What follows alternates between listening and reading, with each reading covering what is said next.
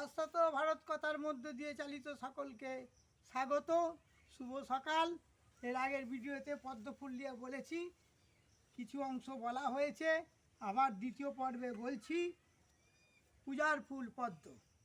পদ্ম জলাশয়ী নারায়ণের নাভিকমল থেকে নিখিল সৃষ্টির অধিষ্ঠাত্রী দেবতা ব্রহ্মার উৎপত্তি।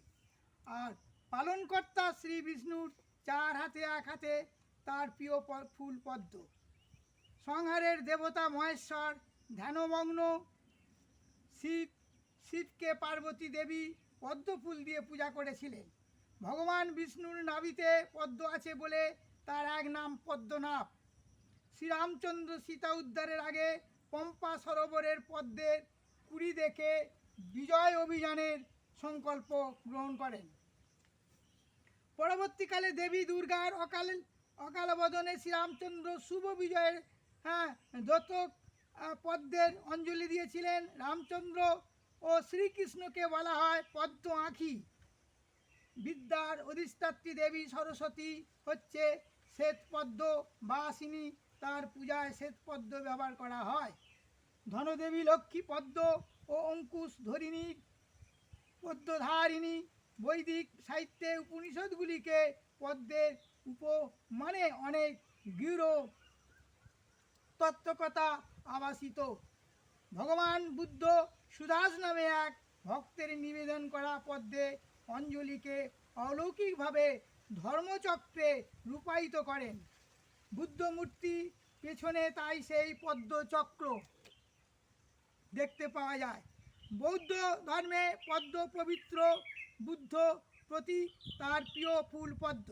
তাই বৌদ্ধ স্তূপতেও গুহা মন্দিরে পদ্মের ভাস্কর্য ও তার চিত্র, পদ্ম বেদী স্তম্ভ দেখা যায়। তিব্বত পদ্ম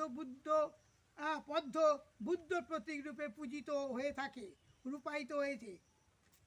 কথিত আছে বুদ্ধ জন্মাবার আগে তার মাথা মায়াদেবী স্বপ্নে শ্বেতপদ্মের দর্শন করেছিলেন।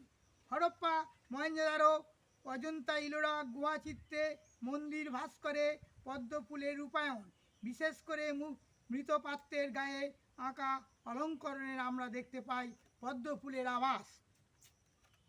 আমাদের নানা উৎসবে পদ্ম ফুলের মালা তোড়া দিয়ে সাজানো হয় উৎসব প্রাঙ্গণ, মৃতদেহ। তাছাড়া এই ফুল তার শ্রী ও সৌন্দর্য নিয়ে নানা ধর্মের নানা বর্ণের মানুষ মন ভুলিয়েছে, এমনকি একটা রাজনৈতিক দলেরও প্রতীক চিহ্নের রূপ নিয়েছে। প্রাচীনকালে ভারতের সাহিত্যিক, কবি, লেখকদের রচনায় পদ্মের উপমা বহুল পরিমাণে স্থান পেয়েছে। প্রাচ্য প্রতীচ্যে পদ্ম মানুষের প্রিয় পবিত্রতা, সৌন্দর্য, বিজয়, নবজন্ম, রাজকীয় গৌরবের বার্তা বহন করে আনে। পদ্মফুল উদ্ভ্রান্ত সেই আদিম যুগেও ছিল পদ্মের কদর। পদ্ম নবজন্মের প্রতীক, কারণ বর্ষার ঠিক আগেই জলাশয়ে পাঁকের মধ্যে গজিয়ে ওঠে পদ্মফুল, জলের বার্তা বহন করে আনে। এটা আমার দ্বিতীয় পর্ব চলছে। এর আগের ভিডিওতে ভারতের জাতীয় ফুল পদ্মফুল নিয়ে বলেছি। তবু বলি, পশু পাখি বৃক্ষ গুল্ম লতাদি পদ্মের অঙ্কুর দেখে বুঝতে পারে বর্ষার আর দেরি নেই।